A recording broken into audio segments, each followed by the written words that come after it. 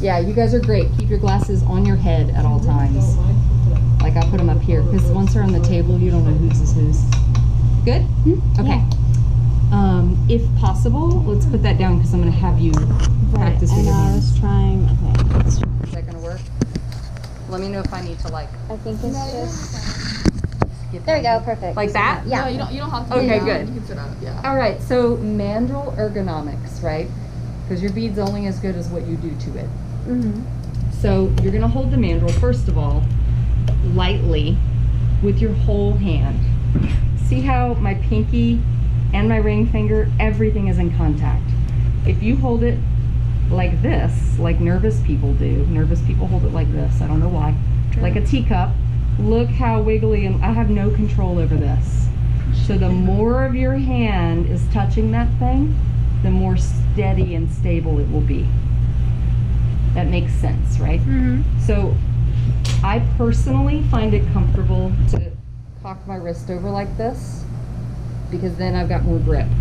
I find that when I'm up like this, I don't know, I guess I do that sometimes. But you can see my mandrel is rotating, but it's very steady. The only thing your non-dominant hand has to do, and we're all righties.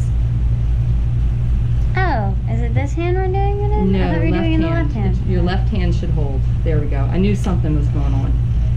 The only job your non-dominant hand has is to be a lathe, is to rotate and stay level. That's its job. Once that clicks with your brain, you won't have to think about it anymore, and it gets so much easier. It is totally fine if you feel very, like, yeah, you're gonna feel real shaky and like you can't do it at first, and it's okay. Your hand just has to learn what you want from it. So you're gonna practice good skill all the time so that you only learn good habits. What are good habits with the mandrel? Number one, always be rotating. ABR, always be rotating, right?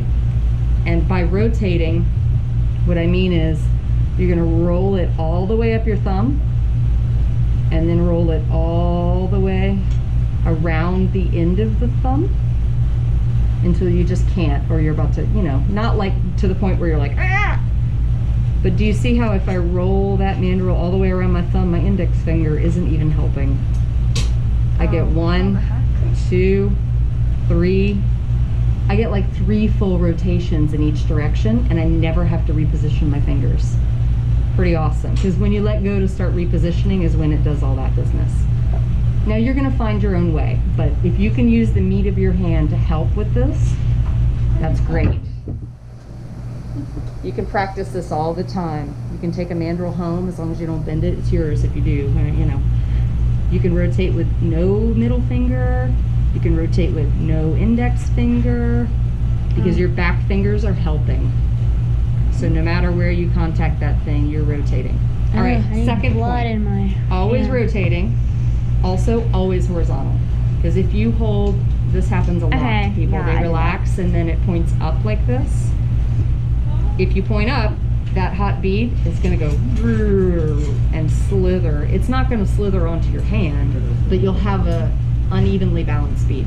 Same thing if you do like this, and it's going to slide down.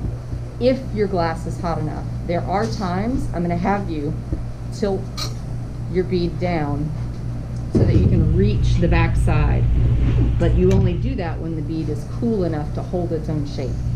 Make sense? Mm-hmm. So I want y'all to practice real quick. I want you to stare right where that bead would be, and if it helps, you can see what's behind you and see the edge of the table, and think about being perfectly horizontal. Your elbow should be on the table to help stabilize you. And I want you to roll it all the way back from you and all the way forward. And see if you can keep it. Also good. Yeah, they're waterproof. Right? Now, I don't hold it at the end either, even though you might think that's like safer, less scary, because then I have to be over here, which is annoying, but also look how much less control I have over this, because it's on the end of a long stick. So you want to choke up as close as you can for comfort, because feel how controlled that is, right? And the sooner your brain registers that all it needs to do is rotate and hold still, life gets so much easier. Okay, so again, your steps are dipped mandrel, dry the bead release gently in the back of the flame, warm your glass up and your mandrel up at the same time, and then heat your gather, and when you're ready, reposition. So I can't be overhand with my glass because I can't get it. So you're underhand with your glass and overhand with your mandrel. Reposition, kiss the front of the mandrel, pull back slightly, and roll away. And that's how you're gonna make your first bead. Let's do it. Do we have time? What? How long do I have you? I don't know. I hope. No.